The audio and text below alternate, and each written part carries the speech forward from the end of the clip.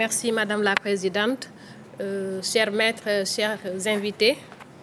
Nous avons l'honneur de vous présenter une observation clinique de déficit immunitaire primitif diagnostiquée à Dakar.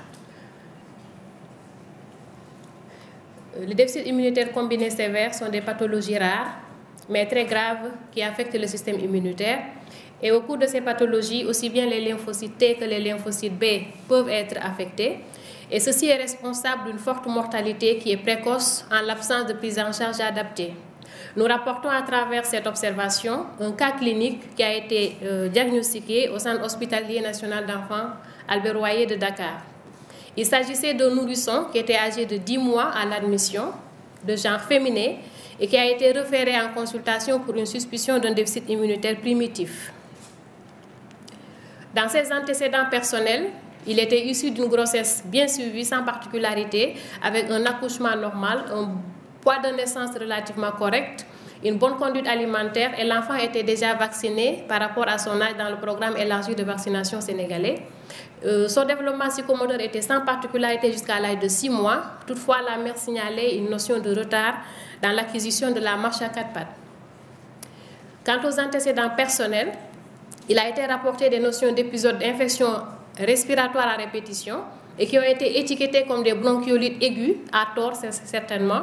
Et l'enfant a été hospitalisé à l'âge de 9 mois pour une pneumonie qui a été compliquée d'une laryngotrachéobronchite. Nous allons revenir sur cette observation plus tard. C'était le second enfant d'une fratrie de 2 qui étaient tous vivants et il y avait une notion de consanguinité au second degré. Quant à l'hospitalisation à l'âge de 9 mois, l'examen retrouvait une conscience claire, des signes respiratoires avec une détresse respiratoire, une désaturation, des signes de lutte, un battement des ailes du nez, un gênement et un stridor. L'auscultation retrouvait une diminution du murmure vésiculaire, des râles crépitants et des ronchis, et il y avait également une augmentation des vibrations vocales. Chez cet enfant-là, il a été retenu comme résumé une détresse respiratoire sévère avec des signes de lutte, une condensation bilatérale, un syndrome bronchique et l'hypothèse d'une pneumonie a été évoquée associée à une laryngo-trachéobronchite, ce qui faisait suspecter un déficit immunitaire chez ce nourrisson-là. Sur le plan de l'imagerie, la radiographie montrait une pneumonie apicale droite avec des opacités interstitielles bilatérales. La tomodensitométrie thoracique retrouvait des séquelles fibrosante d'un processus infectieux au niveau des 2 poumons avec des images de bronchiectasie qui étaient cylindriques et rétractiles au niveau des 2 poumons. Et on avait fait des explorations à visée spécifique, notamment la recherche d'une infection à BK. Cependant, l'IDRT était devenu négatif et le gène expert également négatif. L'enfant a été mis sous antibiotiques, amoxicilline, acide clavulanique, macrolide et l'évolution était favorable. L'enfant a été référé en consultation spécialisée de déficit immunitaire primitif. Lors de cette première consultation, il était âgé de 10 mois et l'examen retrouvait un syndrome bronchique et la suspicion naturellement d'un déficit immunitaire primitif à explorer. Une kinésithérapie respiratoire a été demandée ainsi qu'une antibioprophylaxie à base de bactéries qui a été instaurée en attendant les résultats des examens complémentaires à visée immunologique. Lors de la deuxième consultation, l'enfant présentait une toux grasse et c'était récidivant selon la mère à l'interrogatoire. Et spontanément, l'enfant présentait une détresse respiratoire avec une fréquence respiratoire à 68, une condensation pulmonaire avec un souffle tubaire apical droit, un syndrome bronchique et un muguet.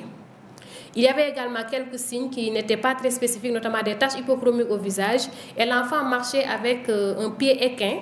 Et la kinésithérapie a été demandée ainsi qu'un examen cytobactériologique des expectorations. Une antibiothérapie à base d'amoxicilline acide clave a été instaurée avec un traitement antifongique pour son muguet. La sérologie rétrovirale naturellement a été demandée pour éliminer un déficit secondaire. Elle était devenue négative. L'hémogramme retrouvait une anémie modérée, hypochrome microcytaire avec une lymphopénie qui était quasi constante et une neutropénie qui était intermittente. Et chez cet enfant-là, on se rend compte que sur tous ces hémogrammes qui ont été réalisés à différents âges, à 9 mois, à 11 mois et à 13 mois, on avait rarement un taux de lymphocytes qui dépassait les 2000. Et les taux de neutropénie également étaient un peu fluctuants. Tantôt il y avait une neutropénie, tantôt il y avait un taux normal. Le dosage pondéral des immunoglobulines n'était pas abaissé, même s'il y avait une légère augmentation des IgG. Toutefois, la lymphopénie qui a été retrouvée, c'était confirmé à la numération des sous-populations lymphocytaires avec une diminution des lymphocytes T, un effondrement des B et un taux normal des NK, ce qui faisait un phénotype T-, B-, NK+. L'évolution de ce petit nourrisson avec une admission aux urgences dans un contexte toujours de pathologie respiratoire, d'infection respiratoire, avec une fièvre à 38, des signes de lutte, un battement des ailes du nez et l'auscultation retrouvée toujours cette condensation pulmonaire avec des crépitants et des bronchies. Et l'hypothèse d'une pneumonie massive a été évoquée, confirmée à la radiographie.